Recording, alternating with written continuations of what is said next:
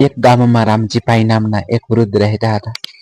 તેમની પાસે ગામની ભાગોળ એક નાનું ખેતર હતું. રામજીભાઈના પુત્રો ને વહુ તેમને બહુ સાચવતા નહોતા. તેમને લાગતું હતું કે પિતા હવે ઘરડા થઈ ગયા છે અને માત્ર બોજ છે. એક દિવસ રામજીભાઈએ એક યુક્તિ કરી. તેમણે એક જૂની લોખંડની પેટી મંગાવી અને તેમાં પથ્થરો ભરી દીધા. પછી તે પેટીને તાળું મારીને પોતાના ખાટલા નીચે રાખી દીધી. પુત્ર અને વહુએ જોયું તો તેમને થયું કે પિતાએ આખી જિંદગીની કમાણી અને સોનું આ પેટીમાં છુપાવ્યું છે. બસ એ દિવસથી પુત્ર અને વહુનો વ્યવહાર બદલાઈ ગયો. તેઓ રામજીભાઈની ખૂબ સેવા કરવા લાગ્યા, ગરમ જમવાનું આપવા લાગ્યા અને તેમની દરેક વાત માનવા લાગ્યા. તેમને આશા હતી કે પિતાના મૃત્યુ પછી આ પેટી તેમને મળશે. વર્ષો વીતી ગયા અને રામજીભાઈનું અવસાન થયું. અંતિમ સંસ્કાર પછી પુત્રો અને વહુએ ઉતાવળે પેટીનું તાળું તોડ્યું, પણ અંદરથી સોનું નહીં, માત્ર પથ્થરોની એક ચીઠી નીકળી. ચિઠ્ઠીમાં લખ્યું હતું, મારા વહાલા સંતાનો, જો હું આ પથ્થરોની પેટી ન લાવ્યો હોત તો તમે મને જીવતા જીવ રોટલો પણ ન આપ્યો હોત. યાદ રાખજો, જેવું તમે મારી સાથે કર્યું છે એવું જ તમારા સંતાનો તમારી સાથે કરશે. પુત્ર અને વહુની આંખોમાં આંસુ આવી ગયા. તેમને પોતાની ભૂલ સમજાઈ ગઈ હતી, પણ હવે બહુ મોડું થઈ ગયું હતું. પેટીમાં પથ્થરો જોઈને પુત્ર અને વહુ શાંત બંધ થઈ ગયા. આખું ગામ તેમની સામે જોઈ રહ્યું હતું. પુત્રના મનમાં પિતાના એ છેલ્લા શબ્દો હથોડાની જેમ વાગતા હતા. જેવું તમે મારી સાથે કર્યું એવું જ તમારા સંતાનો તમારી સાથે કરશે. તે જ રાત્રે પુત્રએ જોયું કે તેનો પોતાનો 8 વર્ષનો દીકરો ખૂણામાં બેસીને પેલી લોખંડની પેટી સાફ કરી રહ્યો હતો.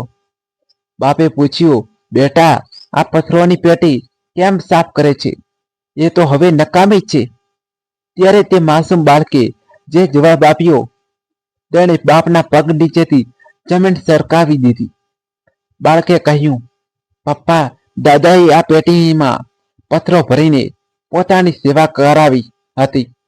હું પણ આ પેટી સાચવીને રાખીશ, જેથી જ્યારે તમે ઘરડા થાઓ ત્યારે મારી પણ તમારી સેવા કરવા માટે આ જ પથ્થરો કામ લાગે. પુત્રની આંખમાંથી જોરદાર આંસુ વહેવા લાગ્યા. તેને સમજાયું કે પિતાએ પથ્થરો આપીને સંસ્કારનો કેટલો મોટો વાવેતર કર્યો હતો. પિતાએ જતા જતા પણ પોતાના પુત્રને નરકમાં જતા બચાવી લીધો હતો.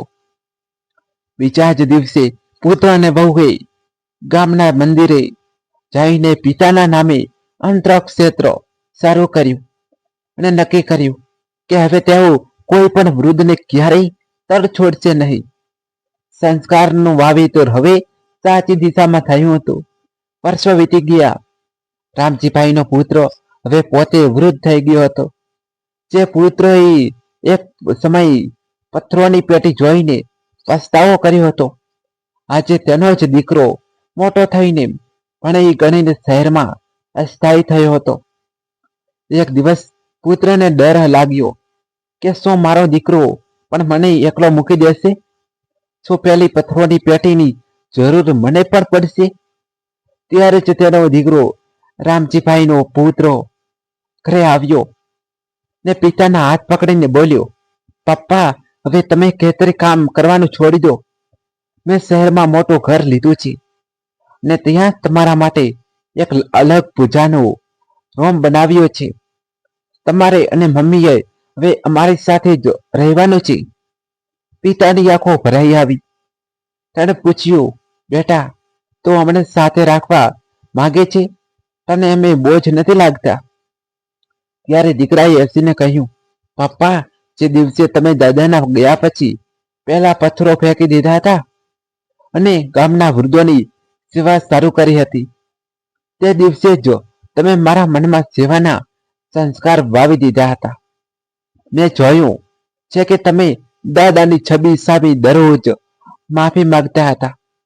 મેં એ જ શીખ્યું છે કે મા બાપ જ સાચું તીર્થ છે. પુત્ર સમજી ગયો કે પિતાની પેલી લોખંડની પેટી ખાલી નહોતી, પણ તેમાં સંસ્કારનો અમૂલ્ય ધન હતું. રામજીભાઈએ જે સંસ્કારનું વાવેતર કર્યું હતું, આજે તેની ત્રીજી પેઢી મીઠા ફળ ખાઈ રહી હતી. શહેરમાં દીકરાના ઘરે ગયા પછી પણ રામજીભાઈનો પુત્ર હંમેશા પેલી જૂની લોખંડની પેટી પોતાની સાથે જ રાખતો. હવે એ પેટીમાં પથ્થરો નહોતા, પણ ઘરના સભ્યોના હસતા ચહેરાના ફોટા અને પિતાની એક જૂની માળા હતી. એક દિવસ તેના પુત્રએ ચોથી પેઢી કુતૂહલથી પૂછ્યું, દાદા, તમે આ જૂની પેટી કેમ આટલી સાચવીને રાખો છો? આ તો સાવ કટાઈ ગઈ છે. ત્યારે રામજીભાઈના પુત્રએ શાંતિથી પુત્રને પાસે બેસાડ્યો અને કહ્યું, બેટા, આ માત્ર પેટી નથી, આ અમારા પરિવારનો અરીસો છે.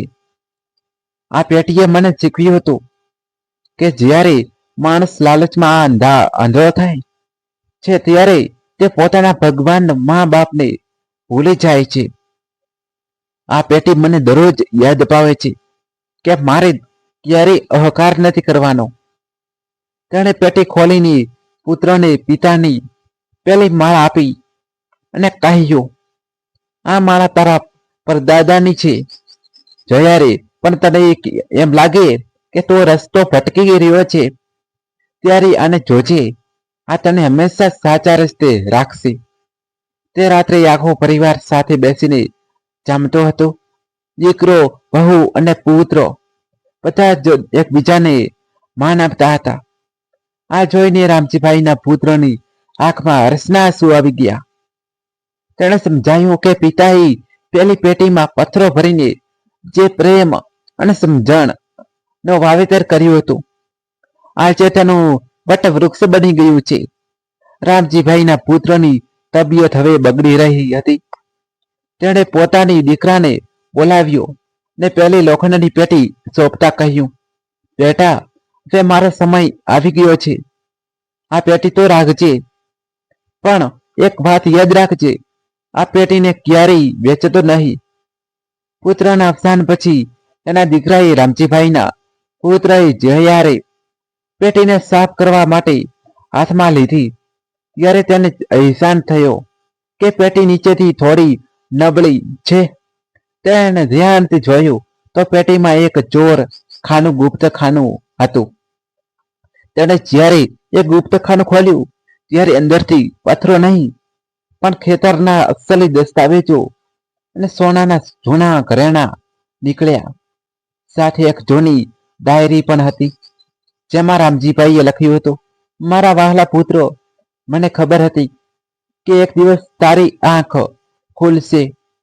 આ દસ્તાવેજો અને ઘરેણાં મેં તારા માટે જ સાચવી રાખ્યા હતા, પણ જો હું આ પહેલા આપી દેત તો તું પૈસાના નશામાં સંસ્કાર ભૂલી જાત. મેં તને પહેલા પથ્થરો એટલે આપ્યા હતા જેથી તું માણસ બની શકે, અને આજે આ સોનું એટલે આપું છું કારણ કે તું હવે આનો સાચો ઉપયોગ કરી શકે તેવો લાયક બન્યો છે.